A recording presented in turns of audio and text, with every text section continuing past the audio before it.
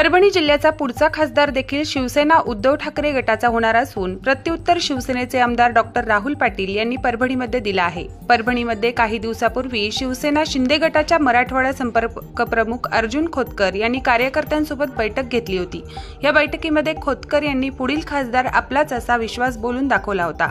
त्यालाच प्रत्युत्तर देत राहुल पाटील यांनी शिवसेना शिंदे गटाला आव्हान दिलं असून परभणी हा आमचा बालेकिल्ला आहे, त्यामुळे या ठिकाणी आमचाच खासदार येईल असं उत्तर दिलं आहे।